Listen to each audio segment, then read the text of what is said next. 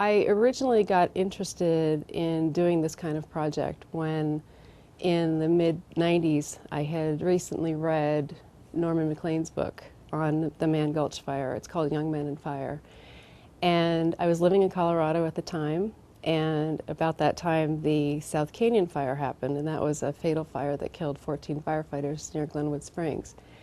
And I had read the accident investigation report for that fire, and I noticed that in the report there was something called the standard fire orders that were being cited as a cause of the tragedy. And I thought to myself, I wonder what that list is, and I don't remember hearing about that when I read about Man Gulch. So I became really curious from an organizational communication point of view. To me, that suggested that if it's okay to make an argument that, people died because they broke the rules, then that must be a very strong culture, and that list must be very important in that culture.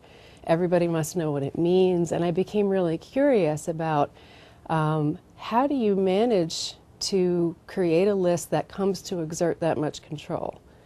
So I began digging a little bit into just learning about the fire orders as a list in general, and I actually found that they were, at about that time, the subject of a lot of controversy, which kind of surprised me.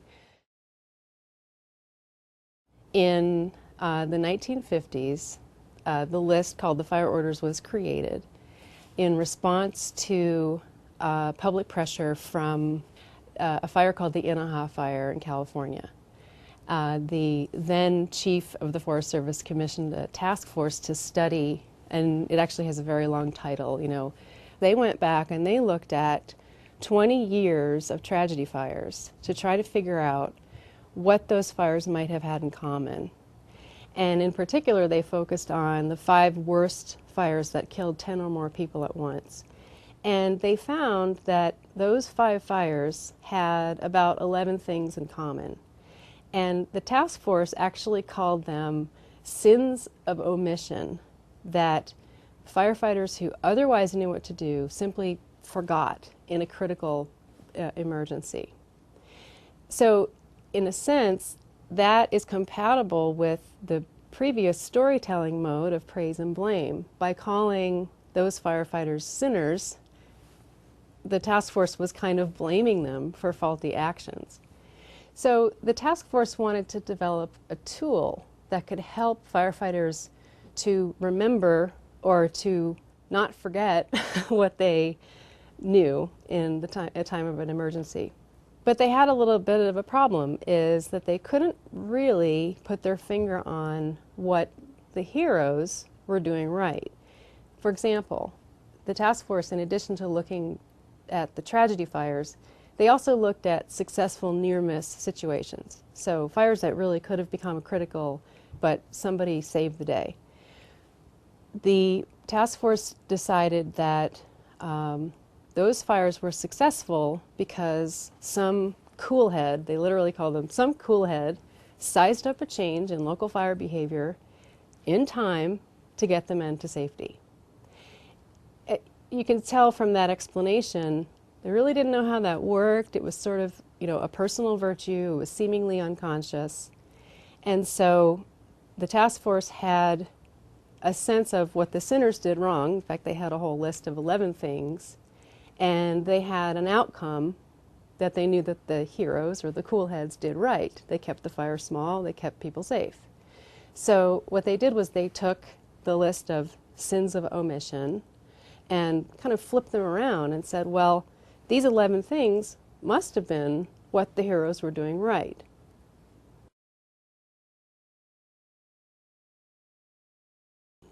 The task force came up with one list where they spelled out the mnemonic fire scalds, but Chief McArdle actually, he kind of monkeyed with that list a little bit. He deleted one thing, he combined a couple of them, and he added one important fire order at the bottom. And this is a very well-known fire order: fight fire aggressively, but provide for safety first. And if you think about it, that fire order captures the 2 simultaneous virtues that those cool heads were somehow able to do correctly. Fight fire aggressively keeps the fire small. Provide for safety first keeps people safe. And so that's why I say it's a kind of personal task book, because if you can come to internalize all of the other 9 items, you can literally become the 10th fire order. You can literally become one of the cool heads who automatically knows how to do both at once and really, in a sense, doesn't even need the lists anymore. By the 1980s, the fire orders had migrated from an individual list to an organizational one. And specifically, they became a kind of employee-employer contract where the fire orders were understood as duties that firefighters had to follow. And they were specifically reorganized in 1987 to make them easier to memorize. And they were revised to spell the mnemonic fire orders. And during that time, in that kind of second era of the fire orders shifted from a list of personal virtues that an individual firefighter came to embody to a set of duties that the firefighter owed to the fire organization. So in a sense, that second list was a kind of employee-employer contract. And you started to see particular fires being evaluated using the fire orders. So, for example, it became possible in the late 1980s, early 90s, to actually violate the fire orders, to break them.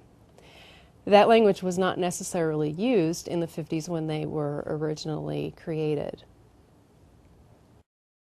In 1990, the investigation into the fatal Dude Fire in Arizona was one of the first accident investigations to actually use the fire orders as a checklist to try to figure out what went wrong on the fire.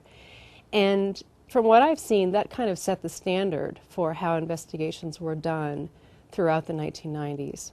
Investigation teams would write the story of a fire and then kind of filter it through the fire orders and find instances where this or that fire order was not followed on an assignment at some given time, perhaps even in a way that led to the tragedy that they're there to investigate. That's when they became kind of controversial, and there were opinions on both sides that, one group thought they're hard and fast rules, they're called orders for a reason, and another group thought, well, no, they're really just guidelines for you to use in your work and exercise individual judgment.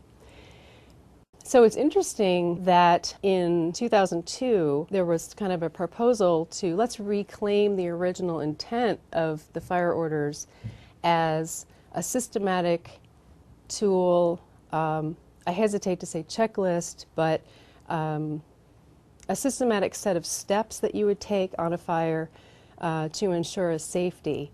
So we have, in a sense, remembered the original intent of the fire orders in a way that resonates with contemporary discourses of risk management. And if you look at the way that last fire order has been changed from fight fire aggressively but provide for safety first to fight fire aggressively having provided for safety first, there is a sense that the first 9 fire orders are intended to kind of create safety, and by the time you get to the 10th fire order, you've kind of earned an organizational permission to fight the fire aggressively. So if you think about it, now we have the same list in the very same order as we did in 1957, but in 1957, the fire orders were a group tool that could help exert control over the individual. But now we talk about the fire orders as a tool that an individual can use to question the potentially irrational decision of the group.